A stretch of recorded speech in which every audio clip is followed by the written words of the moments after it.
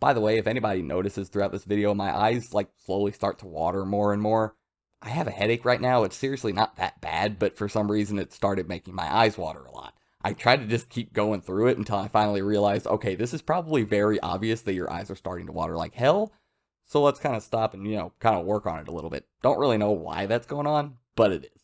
Not really a big deal. Sorry if it's distracting at any point. What's up, guys? Back at it with more Jujutsu Kaisen. As always, if you enjoy the video, don't forget to hit that like and subscribe. It helps out, means a ton, but we got to get into it because we have chapter 181 today, and as always, it's Jujutsu Kaisen. It's wonderful. So, we were all speculating whether or not Uro was going to make a return and do this or that, because the Kogane never popped up with points when she got hit with the blast. Well, turns out Yuta already had all of this in his head, and he knew she wasn't dead. So, we get more of the conversation between Yuta and Ryu after their fight, but we do get a little bit from Yuta's conversation with Uro after all of the fighting and everything was over. I'm gonna go out on a limb and say that Yuta went back and looked at Uro like, give me your points, or die. Probably. Uro was probably like, you know what, I'm in no condition, he's obviously the winner of this fight, take the points, I'm gonna go do my own thing.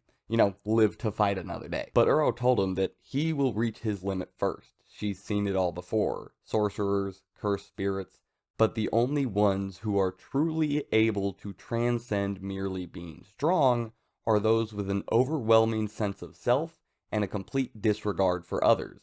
Natural disasters. And while she's talking about this, we get a picture of old school Sukuna with the forearms and everything. So I actually think this kind of ties back and touches back to something that happened with Sukuna earlier in the series when he was talking to Jogo during the Shibuya incident. I kind of think this really touches back on that conversation and things that Sukuna was saying in it very, very well. But after this, we cut over to the post-fight discussion / hangout session between Yuta and Ryu, and at one point Ryu tells him that you're too naive, you're too sweet. This whole not killing off sorcerers that are willing to fight to the death.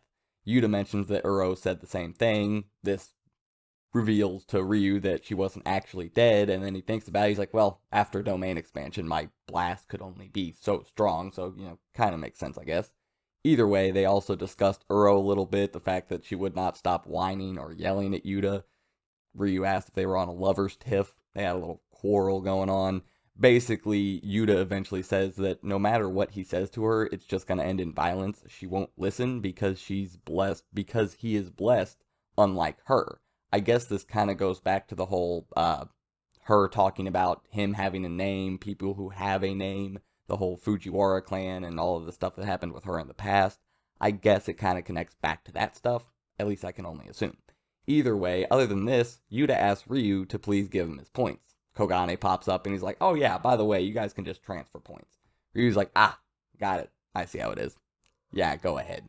So Ryu gives him the points. He's already lost the fight and he had a great time. I think he looks at Yuta as, I don't know if I'd say a friend, but they're on decent enough terms at least. I'd say Yuta is closer to being Ryu's friend than any other person in the modern era. So yeah, friends, why not? Screw it. Ryu even says, if it wasn't for this, you would have killed us both, huh? Yuta has this little moment where he's smiling, stretching like, oh, I don't know, would I? Either way, you can thank my friends for that. I think this is kind of twofold. One, his friends helped him to better control his abilities, to help him release the curse that held Rika, even though Rika's still around. But yeah, his friends back in what happened in Jujutsu Kaisen 0 and all of that, and obviously his friend Yuji for actually making that rule in the first place. So kind of twofold there, I think. Either way, after this, we learn that Yuta now has 200 points, and we see Miwa making her return, the girl with blue hair and the new shadow style. Yeah, she's walking through what I can only assume is the culling games, and that's exactly it. That's all we get from her. So, not a whole lot, but something. Either way, after this, we cut over to a foreigner who has come over to pitch a manga to Weekly Shonen Jump. And I'm not gonna lie, he's kind of a child. I say that because his reaction to the guy critiquing his work, and he just reach over and snaps the guy's finger. Kind of a childish, kind of psychotic reaction. I don't really know how I feel about this guy. I'm sure Akutami will have plenty of good writing moments with his character. Akutami has always had good writing moments with basically every character, whether they're a likable person or not. But yeah, this guy is kind of weird. Either way, he and Hakari are gonna fight. But Hakari had to give him a reason first. So I don't know if he came over to Japan before the Culling Games and then was here while they got started, and he is now in the Culling Games because he tells Hakari that he needs a reason to fight. All of the reasons there are all negative, but in a battle manga, you have to give the readers a positive reason for the fighting. So he asks Hakari to make him hate him so much that he'll want to kill him. Hakari, being absolutely hilarious, he's like, "You're a mangaka, right?"